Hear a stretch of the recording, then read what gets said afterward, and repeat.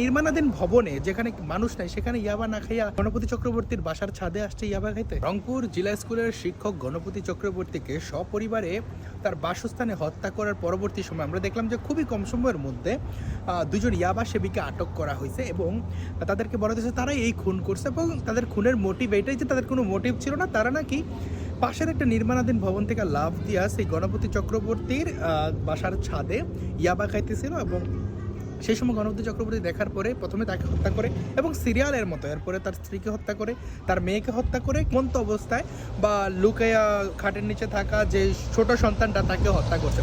এখন দেখেন এই যে প্রেস ব্রিফিংয়ে 17-18 বছর যাবত যারা সাংবাদিকতা করে তাদের যে অ্যানালাইসিস এবং দেখবেন যে পুলিশ কান্না করতেছে, সনাতন ডিবি টিম করতে, অর্থাৎ সনাতন ধর্মাবলম্বী হয়তো কেউ ছিল আর কি সেই ডিবি টিমে, এইগুলা উল্লেখ করতেছে। সেক্ষেত্রে এই বর্তমান রুলিং সরকারের যে আগের যেই জজ মিয়া নাটক আছে এই ঘটনাগুলো উঠে আসতেছে। বোমা হামলার অভিযোগে হিন্দু শৈবাল দাসকে ফাঁসাইয়া দেওয়া, যে সদ্য ইন্ডিয়া থেকে গ্র্যাজুয়েট করে একটা মেধাবী শিক্ষার্থী ছিল, এই ঘটনাগুলো আসে। পরবর্তী সময়ে এই নাটকগুলোর পর্দা ফাঁস হয়েছিল। এখন দেখেন যে ধরেন দুজন ইয়াবা সেবী বর্তমানে তো সমাজে কত ছেলে ইয়াবা খায় যে দেখা ফেললে যে হত্যাকাণ্ডের ঘটনা আসলে এটা কতটা বাস্তব যুক্তিযুক্ত আমি কোনো জাজমেন্টে গেলাম না, পুরো ভিডিওতে কোনো জাজমেন্ট দিব না, আপনারাই জাস্ট চিন্তা করে নেবেন এবং প্রশাসনের এই প্রশ্নগুলোর উত্তর দেওয়া উচিত। এই যে ধরেন ইয়াবা সেবী দুজন, তারা নিশ্চয়ই আজকে ইয়াবা সেবন করে না, যেহেতু রুটিন করে ইয়াবা খাইতে আসছে।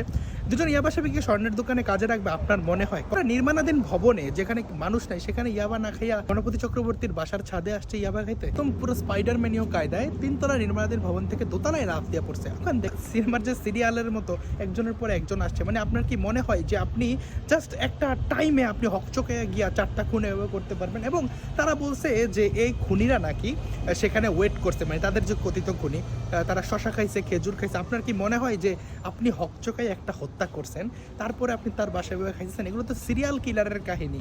এটা তো যারা প্ল্যান মাফিক রেগুলার খুন করে খুনি তাদের এমন কাজ।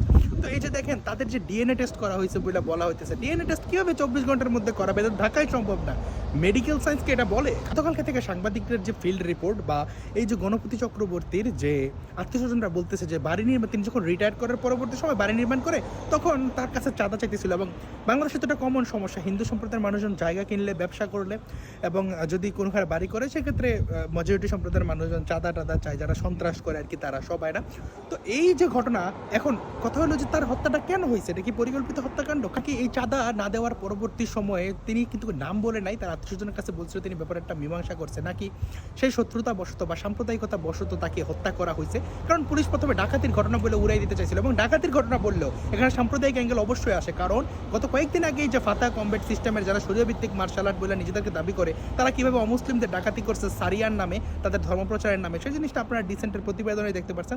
এখন পর্যন্ত যা বললাম তার একটাও আমার কথা না, কারণ পুলিশ যা বিবৃতি দিয়েছে সাধারণ নাগরিক যারা বিদগ্ধ সাংবাদিক আছে বা যারা জাজমেন্টাল ইস্যুগুলো নিয়ে কাজ করে তারা যা বিশ্লেষণ করছে, আমি কয়েকটা লিঙ্ক আমি কমেন্ট বক্স দিয়ে দিব, ছবি দিয়ে দিব। এখন দেখেন কথাটা হলো যে ধরেন গণপতি চক্রবর্তী দেখা ফেলছে, তাকে হত্যা করছে, তারা তো পালা যেতে পারতো, কিন্তু তার স্ত্রীকে হত্যা করছে মানলাম, কিন্তু তার মেয়েকে হত্যা করার পরবর্তী সময়ে তার ছোট বাচ্চাটাকে যে ঘুম থেকে তুইলা বা খাটের নিচ থেকে বের করে হত্যা করতে হয়।